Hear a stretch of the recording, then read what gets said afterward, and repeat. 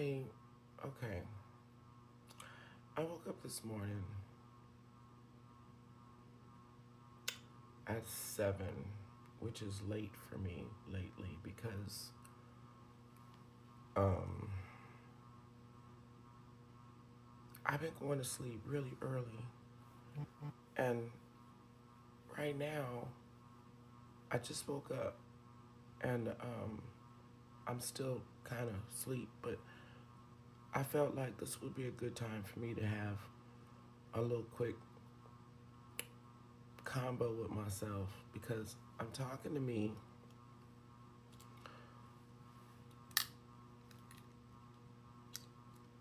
Even though this is probably going to get posted up on the internet, on my YouTube page, I have a page where I just vent. And it's videos of nothing but me venting. And whatever is upsetting me or on my mind, I just got to vent it out because I have an interesting situation. Um, it's not like interesting as in I don't have schizophrenia, nothing like that. It's not that deep. But hi baby, there's my dog back there. Um what I have, and I know I'm in my nightgown and I know I do not care. Let's just get it straight. I just woke up and Tina is kind of at times way beyond caring about what people think about what I look like. You know what I mean? And there's a long ass story behind that, but I don't really feel like getting in that long story. I've said it before. There's a lot of grief in my life, and I'm still struggling with a lot of intense loss. Um, and every time I feel like I'm getting better, every time I feel like I'm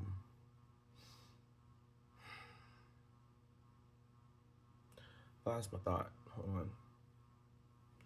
Every time I feel like I'm making progress, something else catastrophic happens, which sends me right back to day one when the trauma started in the first place.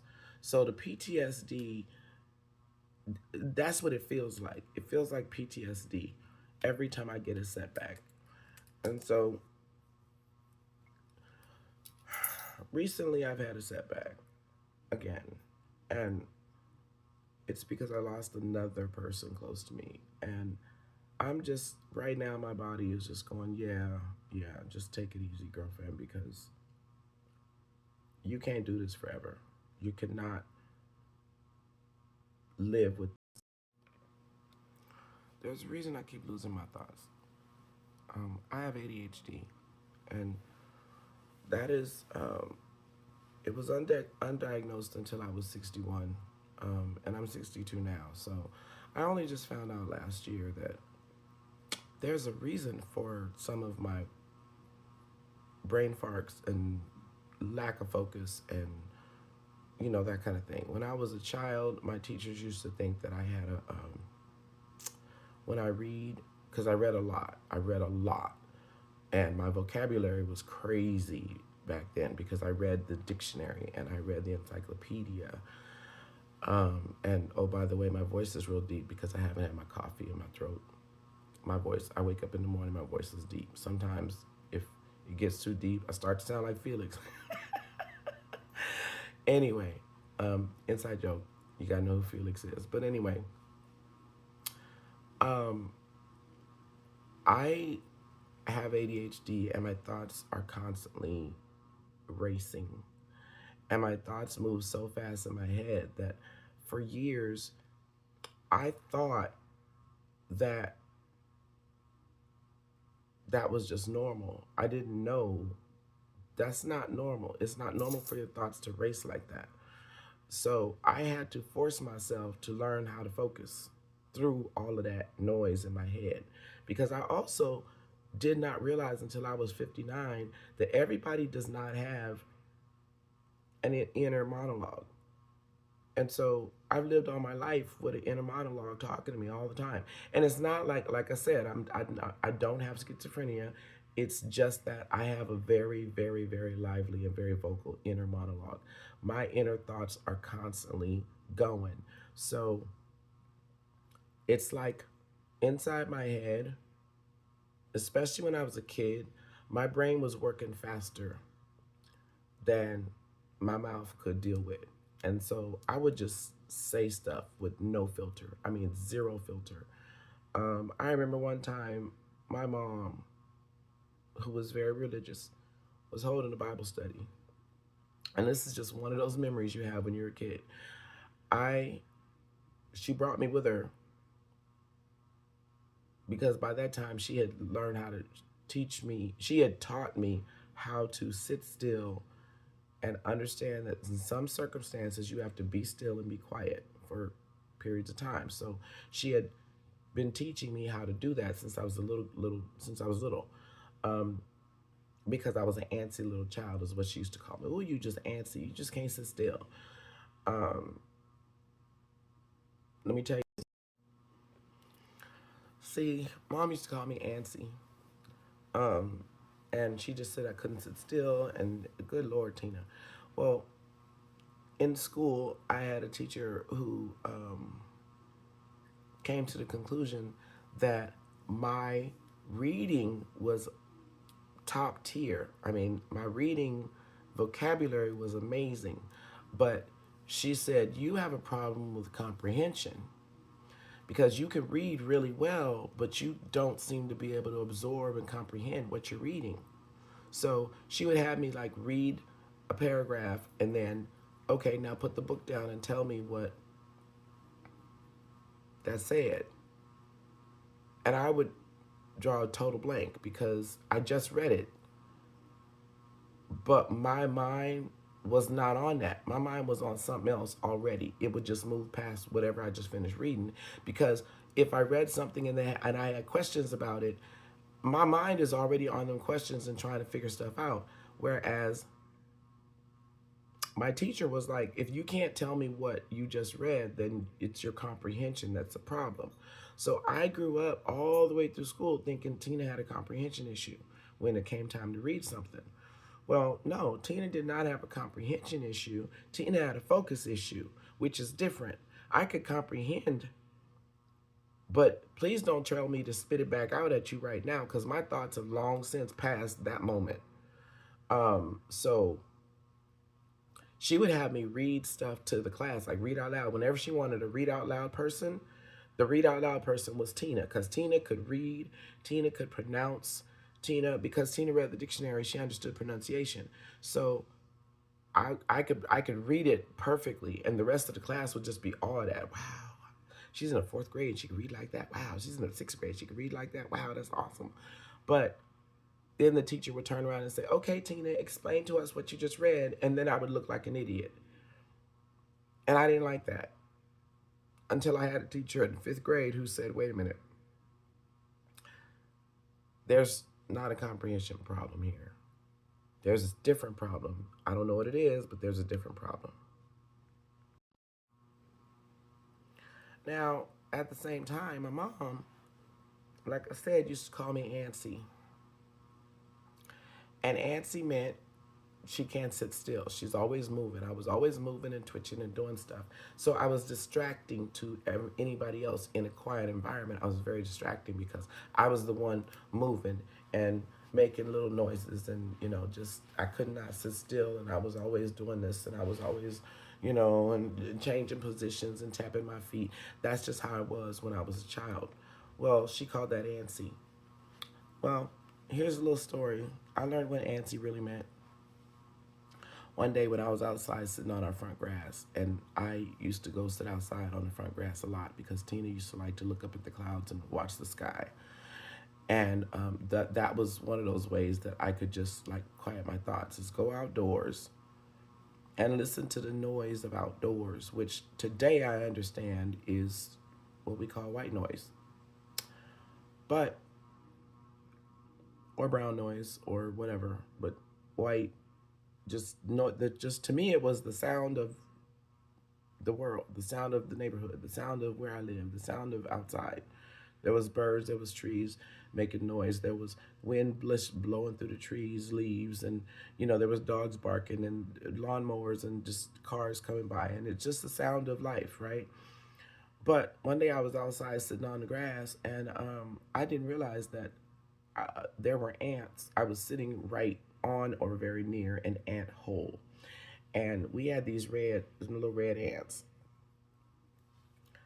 and but we also had those black ones. And people used to say all the time, black ants don't bite. Black ants don't bite. They just crawl on you, but they don't bite. I am here as proof to tell you that's a freaking lie.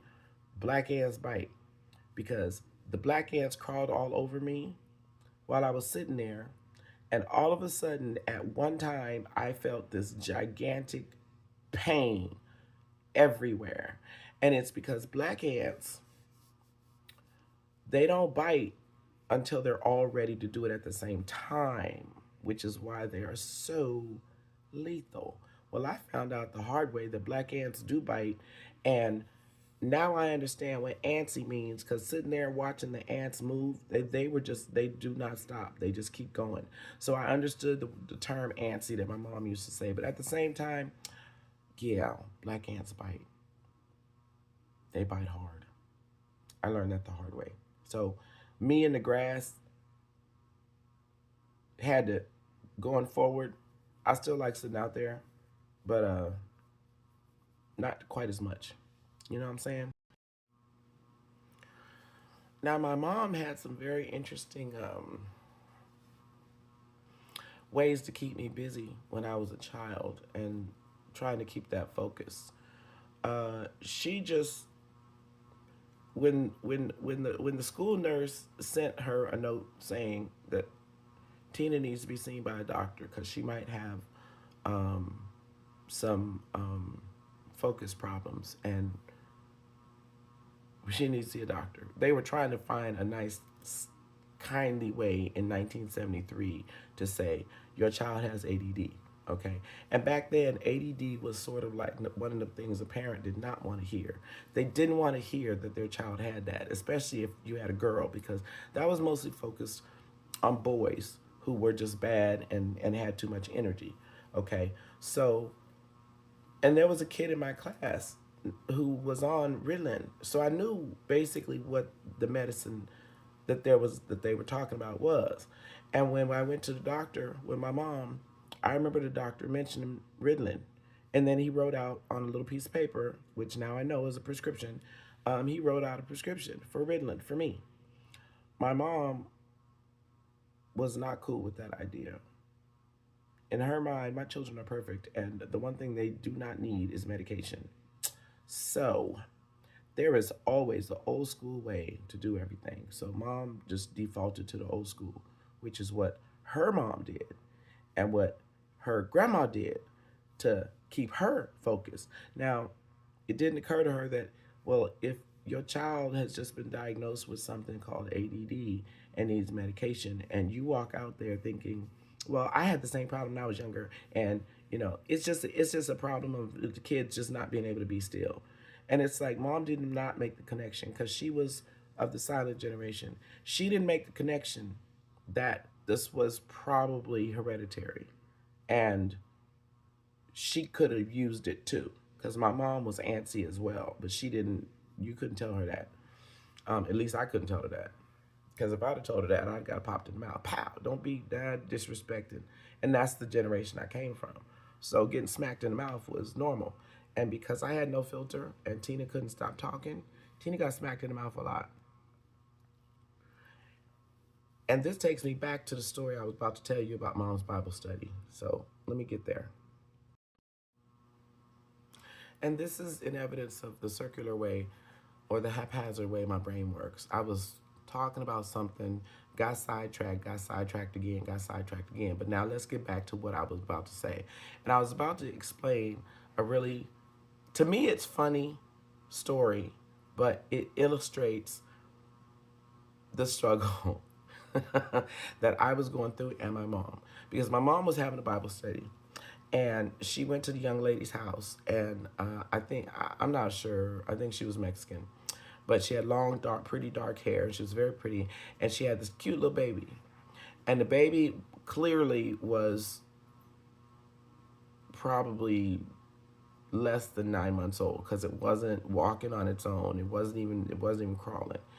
But during the Bible study, I was sitting quietly being a good girl while mom held this Bible study with this girl. And it only lasted maybe an hour. You didn't hold a Bible study longer than an hour. Sometimes you keep it to 45 minutes or a half an hour if the person did not have much time. But, you did what you had to do. Well, my mom was busy, deep in her study. So she wasn't watching me. She was trusting me to sit my ass still over there in the corner. And my language today does not reflect the fact that I was raised as a very religious person. So just get used to the bombs. It's going to be dropped. Because I have long since dropped that. And that's a whole nother story. That's a whole nother story why I'm not religious anymore. But the woman was feeding the baby an orange. She had peeled the orange and she was feeding the baby an orange, the orange slices. But the baby didn't have no teeth yet. So she had to soften it up in her own mouth. So she would put the orange piece in her mouth, get it all mushy, and then give it to the baby so the baby can suck the juice. And, and that's how she was doing it, which is what you do when you have... Why are you barking? Why are you... She does this. London, what's going on? Why are you barking? What's going on? What's happening? Yes, I love you too. What's going on? I need you to be quiet. Okay. Anyway, I was watching this interaction between this woman and this baby, and in my head, I was thinking, that is the grossest thing I've ever seen. And in my young head, the word was not gross, it was nasty. And in my 10-year-old mind, I was like, that is so nasty. Ew. And I've always been a stickler for consistency when it comes to eating something. If the consistency is weird or... I don't eat nothing that's slimy, ew, goo. Not gooey, but just ew. You know how some cheese just does that? And okay, so this woman was feeding the baby. And this seemed to be a normal thing that she did because she was just doing it and it's no big deal. My mom didn't notice it, but I'm the kid looking at this, trying to find something to focus on because I'm bored. And so I'm sitting here watching this feed this baby. And my brain said, that is the nastiest thing I've ever seen. And of course, with no filter, and even though I was in the situation I was in, I just suddenly burst out in the middle of what my mom was saying and said, ew, how could you eat after that nasty baby? Ew. Because the baby was slobbering all over the stuff, and then the mom would put it in her mouth and she'd chew it a little bit more to get the juice going, and then she'd give it back to the baby. I was just like, okay, I'm so grossed out. I cannot watch this without saying something. This is nasty. Ew, ew, ew, ew, ew. And that was my 10-year-old mind, just flipping the... Only after I said it and it came out did I realize, because I heard it. I heard myself say it, and I thought, that was really not polite at all. But it's too late. It's out there. It's out there now. You just got to deal with it. And my mom just... Oh, Lord, my child. She had to stop what she was saying, which totally messed her train of thought up, and apologize for me. Now, I did not get smacked right then, but I did get smacked when we got in the car, because that was one of those, you need to learn not to say everything that comes through your head. You need to learn that. And that was my day that lesson got implanted in my brain. Don't just say, because not only, she just smacked me, but it wasn't like abuse or nothing like that. It was just like, girl, and she would smack me in my mouth, which would remind me, don't just say everything you're thinking. Just don't do that, because you can't just say everything you're thinking. Sometimes what your thoughts needs to stay personal. So yeah. The worst part about that was, instead of me getting in trouble or getting spanked, which was typical back then in the 70s, you got spanked, she went home and told all my siblings what I said, which is kind of worse because they did not let up. They did not let up, especially my brothers. They ran with that one. and was like, how stupid can you be? I know you did not say that. That is the dumbest. Now, I didn't really appreciate being teased so much, but when I looked back on it, one of my brothers thought, you didn't actually say that, right? You did not really say that. And he thought that was the funniest thing ever. My other brother was like, I can't believe, oh my God, you need to learn to filter your thoughts, miss, and stop just saying everything. That's why you're such a brat. That's why I don't like you, because you just say shit. Well, he didn't say shit. That's my today terminology. But he was just like, oh, you just say anything. I just don't know. So one of my brothers was in despair over I was never going to learn how to filter. And my other brother thought that was the funniest thing in the world. He laughed. He rolled on the floor laughing. He thought that was the most hilarious thing ever. My sister was totally disgusted. I cannot believe. That's why I don't take you places. That's why I don't take you nowhere with me, because I know you're going to say something to embarrass me. So that's typical of me when I was a kid. I got frowned upon a lot because I had no filter. I would just say, the word they used to use back then is you have no tact. Tina, you are tactless. And nobody uses the word tact, tactful, tactless, tact anything today in 2026. But back then in the 70s, being tactful was a way of being polite, okay? And you know, your behavior was really focused on being polite, especially when you're among people that don't know you. You have to be polite, you have to be courteous, you have to be, you know, you can't just say things that will embarrass yourself and everybody around you. You know, you have to be tactful. And so I grew up with the word tactful. Well, now I understand, you know, the current generation, that's a filter. You ain't got no filter. And nobody has filters today. Everybody just says whatever the hell they think, and it doesn't matter. So I've had to learn to come full circle and realize that sometimes not having a filter just gets the job done, because you just get to say what you need to say and get it over with. That's another reason why Tina didn't get in the habit of telling lies, because my non-filter mouth would just spill it. Also, because my thoughts were racing, I couldn't remember what the lie was. So it's like, why lie when all you know you're gonna get caught? So just be on, just tell the truth straight up. And I learned that as a kid. Just be honest, because you can't remember the lie. Just be honest, girl. Just... Well, it was funny. It was funny, and it's funny now, but it was funny then as well, because my brother, the one that thought it was hilarious, he has a wild sense of humor. And for him, he could visualize the look on mom's face when I said what I said. Because to me, it was nasty. You don't put food in your mouth and then put it in somebody else's mouth. Ew, because I was 10. Ew, that's just nasty. Why would you do that? Ooh. And I called her baby nasty. Why would you eat after that nasty baby? And, you know, until I had children of my own,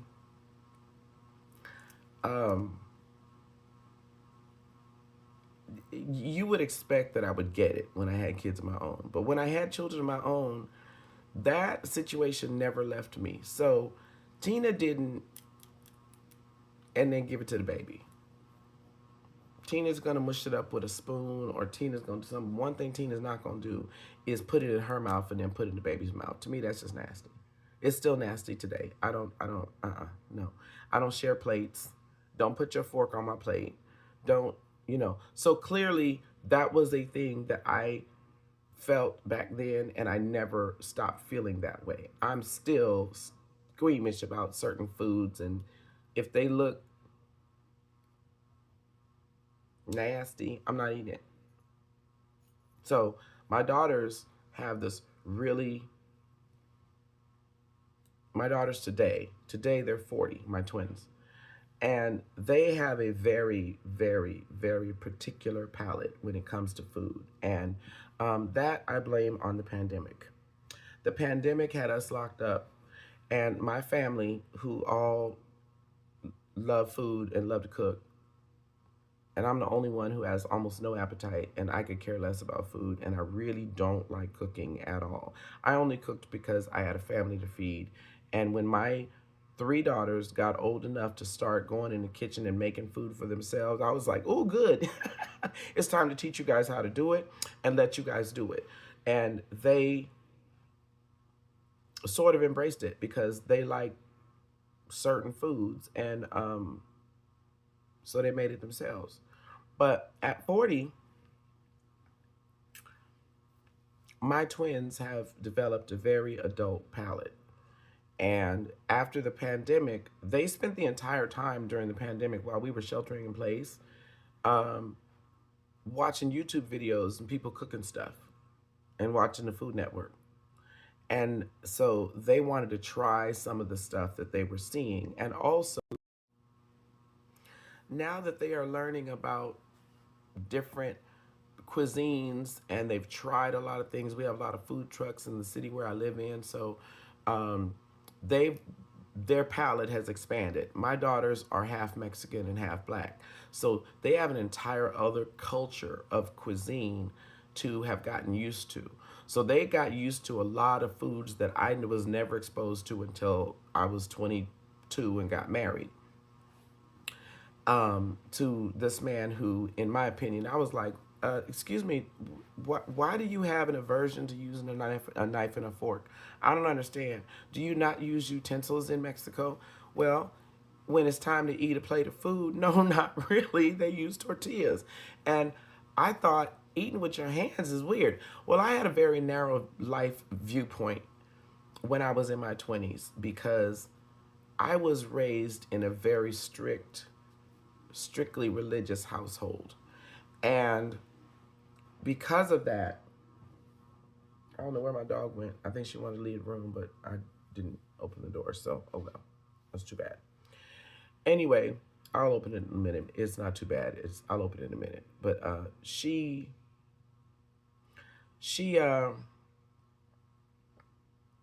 damn, I lost my thought. I was thinking about my dog. Damn it. See how quick that happens? I thought about my dog, and wham, I totally forgot what I was talking about. Lord have mercy. Oh, my daughters and their dual heritage. Being half Mexican, for real Mexican. I mean, like from Mexico City, Mexican, not Mexico City. Excuse me. They were Mexico, and then the other half of their identity being black, that came from the South. So they are pure Californians with Mexican heritage and black heritage, but they are pure Californians. So my daughters have been exposed to a lot of different foods and a lot of different cultures living in California because we are very diverse out here. And because of that, they have developed a very extensive taste palette at this point in their life. So they have taken over all the cooking in the house. Now, once again, all of that goes back to a very specific reason why I just stopped cooking. But there's a reason why I stopped doing a lot of things. And there was a big event that happened, and I've talked about it in some of my other videos. So if you want to know, you can go back and look at those. But I'm not going to keep repeating it. It just was very traumatic, and it threw me. I've been through a lot of traumatic stuff, and because of it, I crashed hard. And my first crash was like 5 years. And then as soon as I started coming out of that crash, that emotional breakdown that I had, then, COVID hit. We got a new president, Trump, back in 2016, excuse me. And the last thing I wanted was that man running our country. He just scared the life out of me. And I am so sort of relieved that today, what I said back in 2016, which I'm going to pull up that video, I said he was going to destroy this country. I said he was going to take us into World War III. I said he was going to do a lot of terrible things. And he's done every single one and exceeded that expectation.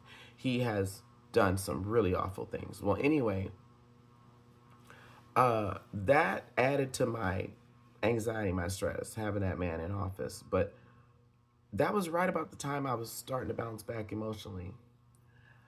And then we had to deal with sheltering in place during COVID. And COVID scared the life out of me because I was afraid any minute I was going to make a mistake, go someplace, do something. And my daughter finally said, "No, you're not leaving the house. None of us is leaving the house. If we need something, it gets ordered and delivered. We're not leaving this house. We are doing total 6 feet. Stay away from me. I stay away from you. We not going anywhere."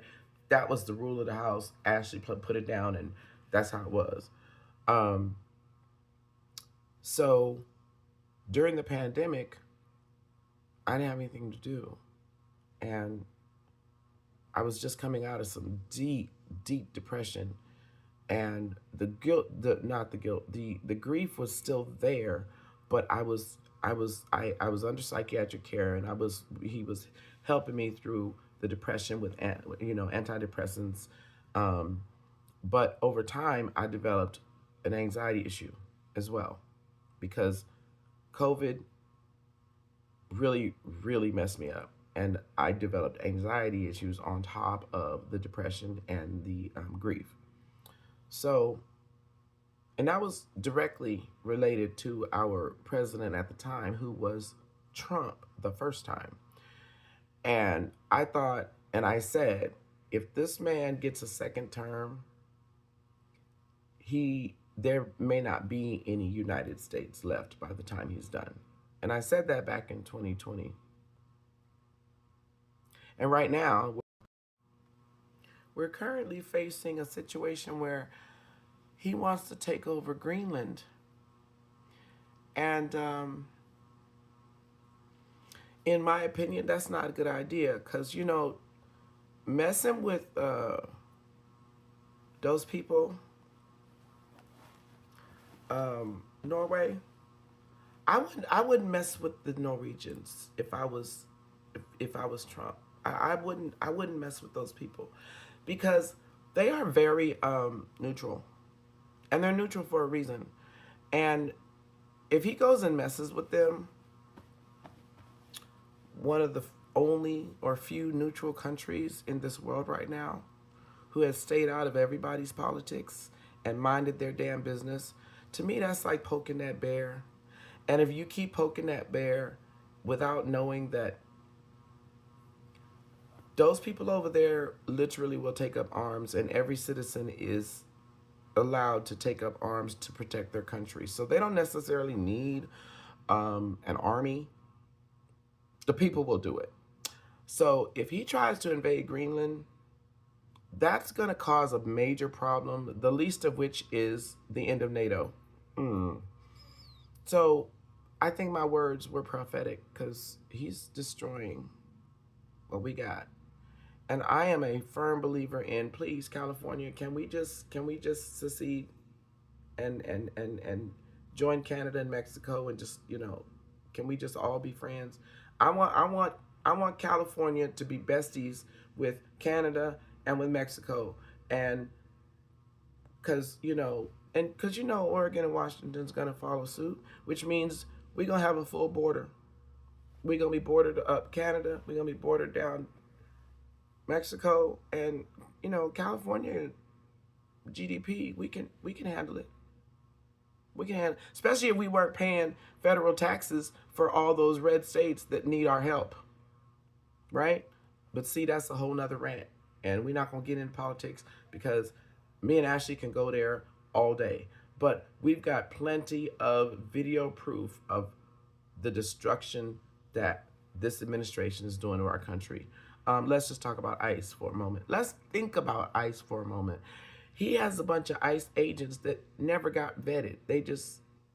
You fit the bill. You're racist. Cool. You want to bother people and kill people? Yeah. We'll take you. And that's what we're dealing with. And I knew back in 2016 when he came in office, that's what was going to happen if he ever got power again.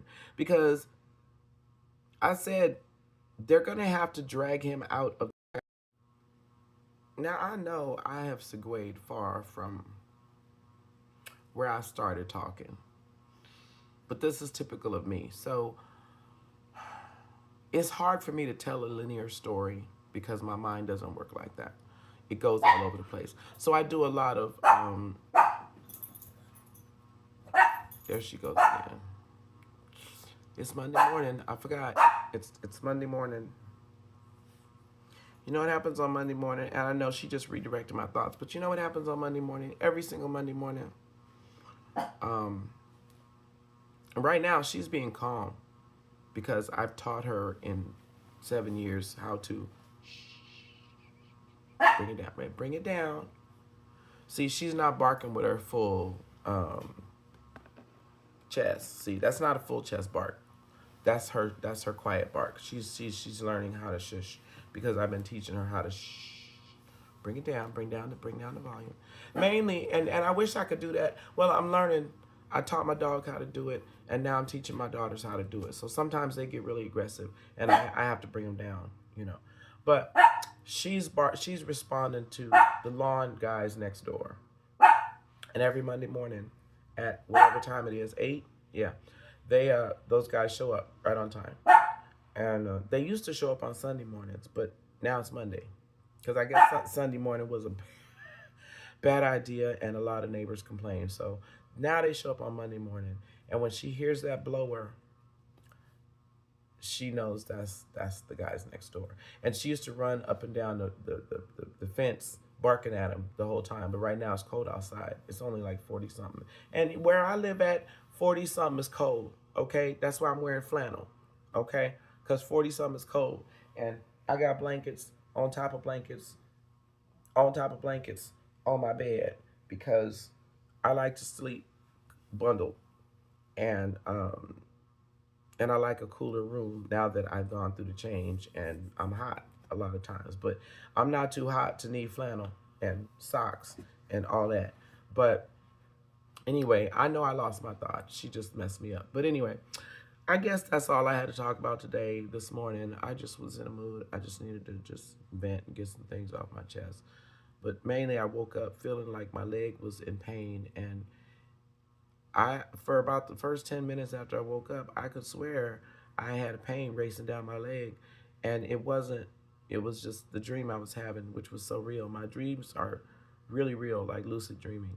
And so I woke up feeling like I was in pain and my leg was hurting, and it was only hurting in the dream. So no pain this morning so far. All I need